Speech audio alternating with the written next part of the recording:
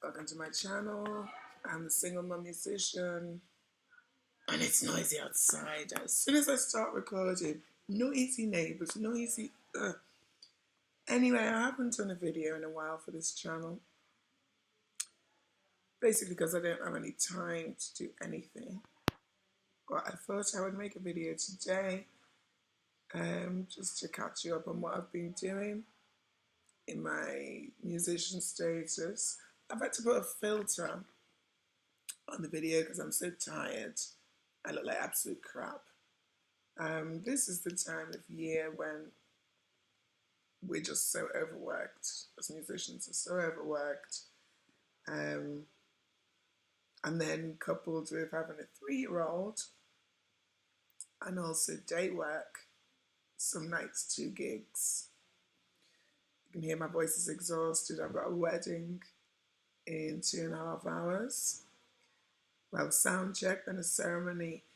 Then I'm going to sit around for 4 or 5 hours doing nothing until we do the party, which will probably run late, which means I'll be out for 10 to 11 hours.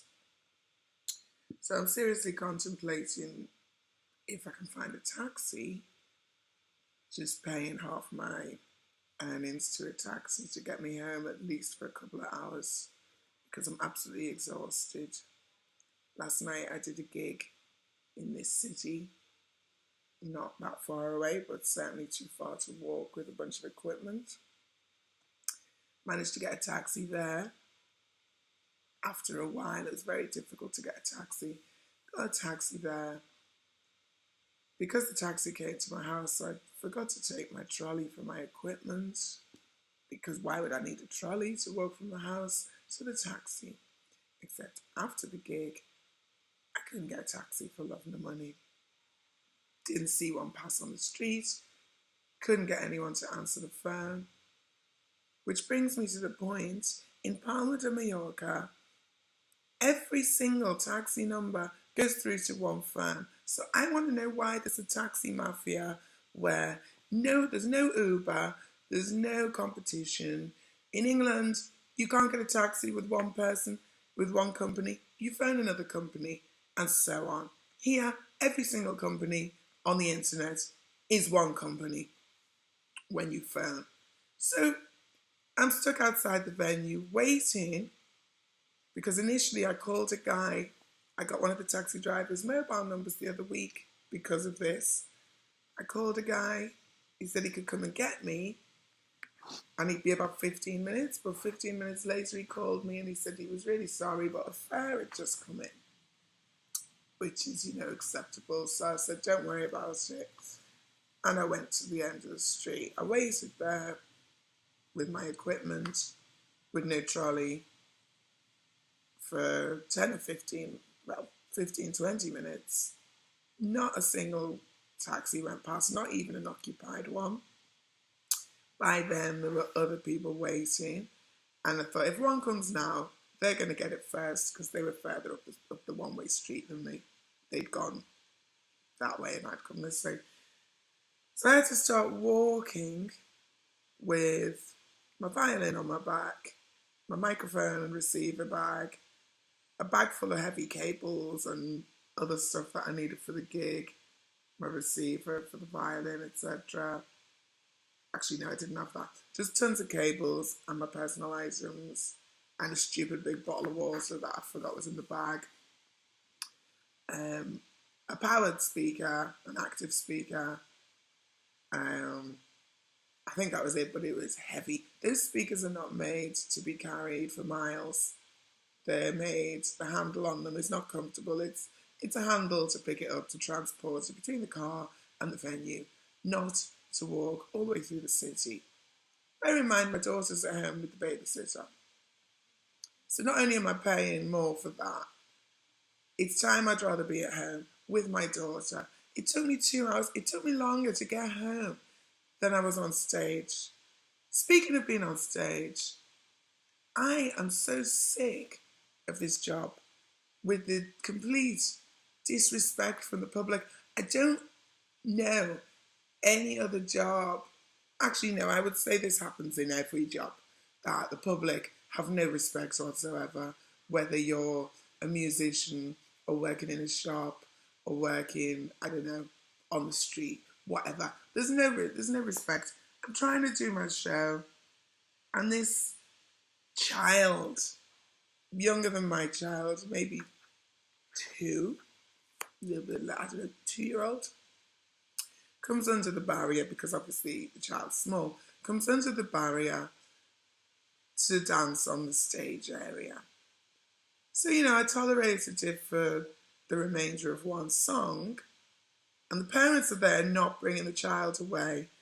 After the song, I'm like, yeah, you're cute. They weren't cute. No one else's child is cute, only your own child.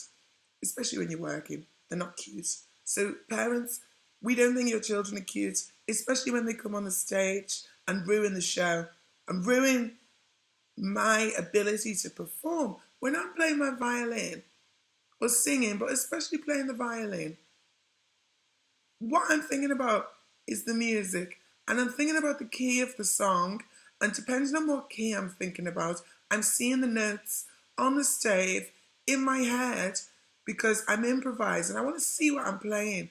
I can't do that when I'm looking at your child getting really near to speakers on stands that had been mounted for me, that in my opinion the stand bases should have been wider. So if this child had knocked the speaker stand, forget about the fact the speaker would have fallen on them. If that speaker had fallen off the balcony that I was performing on, off the bridge, it could have killed someone underneath. So I tell the parents, please can you take your child?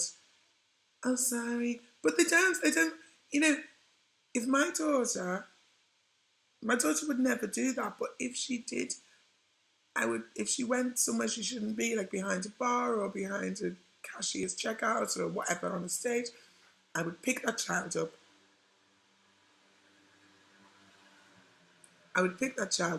And take her away. And I wouldn't let her do it again. These parents were they weren't even telling the child, they were just like looking helpless.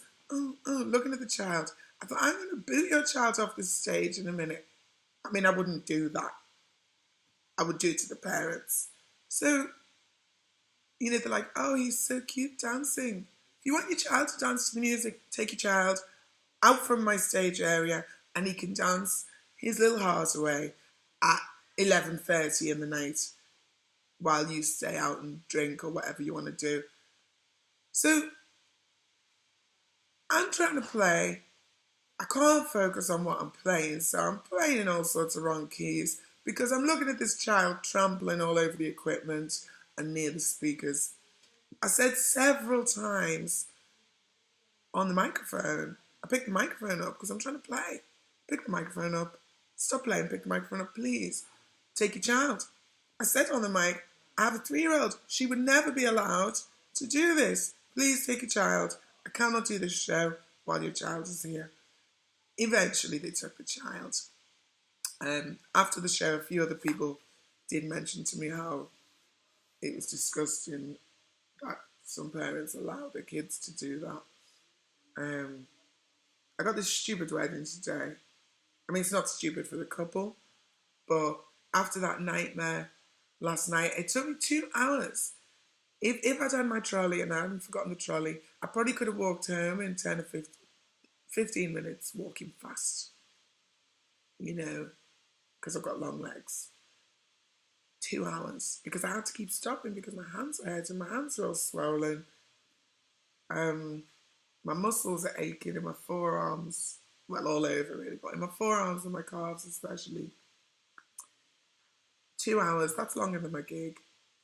And I got around the corner, I was nearly home, and I literally couldn't go any further because my fingers seized up, so I couldn't carry anything. I was so near to home, and I couldn't even get the babysitter to bring the trolley because obviously my daughter's in the house. So I literally just had to sit on a wall and wait for my fingers to get some kind of feeling in them.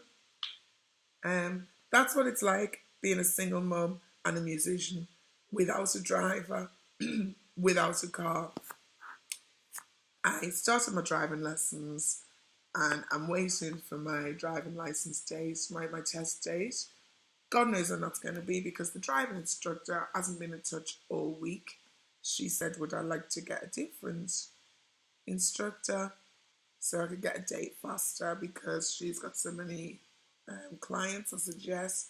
She said I'll be in touch. She hasn't been in touch all week. I'm just looking, I've got some messages on my messenger. I'm hoping somebody wants to drive for me. So yeah, I'm sick to death of this job and the freaking, sorry to swear, just, oh, it is some other job. I'm just sick of it. It's like, there's no fun in it. There's no spontaneity. There's no creativity. There's no nothing. It's like, next week, what have I got? I've got 3 gigs over 2 nights. And 2 of those are at this venue where I cannot get a taxi from. On the Saturday, I'm in a hotel first. Do the hotel, straight to this venue, so at least I can get to the venue. It looks like I'm probably going to have to walk home. 2 nights on the run. The week after, I've got a gig the other side of the island. While I've got a ride for that, I'm going with the director of the event. So even though I'm only singing 4 or 5 songs, they're the director of the company, so they're going to be there all night till the event's over. So that means so am I. Then the next night, I've got a wedding I have to be at in the day. Right at the same time, my daughter graduates from her little kindergarten. So she gets to do it. She gets to do a little graduation, and I don't know what they do. She missed the photos because she had a fit and didn't want to have a photo taken. So she doesn't have a little cute photo. At this event, they'll probably do some kind of ceremony for the oldest kids, which is her group. And I'm not going to be there because I've got to be at someone's wedding at the same time. This is what it means to be a single mum musician. You have to choose between putting food on the table or spending time with your child. So my child's going to be there seeing everyone else's parents there, and I'm going to be at someone else's family event because I'm getting paid to be there. And then I've got to find a way of getting across the island in an hour from that event to get back here, get my gear, and go to that event like last night that I can't get home from. But, you know, it's a freaking nightmare. Next weekend as well, when I've got 2 gigs, there's 2 different au pairs are arriving at my house. One for a holiday. She's an au pair of ours from the past. And one is arriving to stay with us for the summer. But it's her first night. She doesn't know my daughter. She'll have just come off a flight. I'm not going to ask her to work that night. My babysitter is working elsewhere that night. So now I've got to figure out who's going to look after my child while I do these 2 gigs. It's like, there's never a way to just enjoy work. It's always constant stress, looking for childcare, looking for transport, last minute requests from couples who decide that you've got nothing better to do than to learn last minute new songs because they want you to do a new song. No, I can't learn a last minute new song. You booked me 6 to 12 months ago. So you've had up till what? I would say up till the beginning of the season if you want to make drastic changes. But when the season started, or 3 days before the event, no, I'm not going to learn a new song for you because I've got other events to learn music for. I've got my students to prepare lessons for. I've got my daughter to make sure I get up every morning despite getting in late at night. I've got to get up every morning to get her to school. I've got to spend quality time with her. I've got to make sure she's fed and watered, like pet. It's like you can't just expect your child to rear themselves. And most importantly, I'm sick of saying to her, Mummy's got to go to work, Mummy's got to go to work, Mummy's got to go to work. The other night, I think it was Sunday, I said to her, we can spend the whole day together because Mummy doesn't have to go to work tonight. She was so happy. I felt so guilty little eyes lit up and she's like, Mummy, no work tonight? I said, no. She was so happy. And that's the reality of this job. And then you have people come back to you and say, oh no, don't be silly, you love your job. Don't tell me what I love and what I don't love. I love music. I love creating music. I love songwriting. That's not the extent of this job. That is a tiny part of this job. So don't tell me what I love and what I don't love. What I love is my daughter. And I do this for her. If it wasn't for her, I probably wouldn't do it. Even taking her into account, if I had the choice to work just as a songwriter and continue with my clients at home, learning music so I can teach them, I would just do that. Because here, the musicians are so underpaid, so undervalued. Even the musicians themselves undervalue themselves. Bands who cannot perform without the singer, band members charging the rest of the band to use the PA. Are you fucking for real? If I take my PA, I'm not going to charge the rest of the band. Now the argument might be, well, you're the singer, you're the one using it. Yeah, but without the singer you don't have a gig. Charging the rest of the band. It is so tight-fisted here, with musicians undercutting each other, undervaluing each other and undervaluing ourselves, and just making this whole craft an absolute hot mess of something that, quite frankly, I'll be glad to see the back of. Because, you know, without respect, without adequate payment, and when there's more bad outweighs the good, you think, what's the point? I could be making this money. I could be busking on the street, round the corner, for less hassle and more money. And that is something that, if I didn't have these bookings, I would do. Because unfortunately, I honour my bookings. Unfortunately, despite missing my daughter's important life events that I'll never get to see again, I honour my bookings. You know, despite people treating musicians like shit, I honour my bookings. But I'm really, really considering not doing it next year. So if you want to see me complain a little more, please like, share and subscribe. Have a great weekend.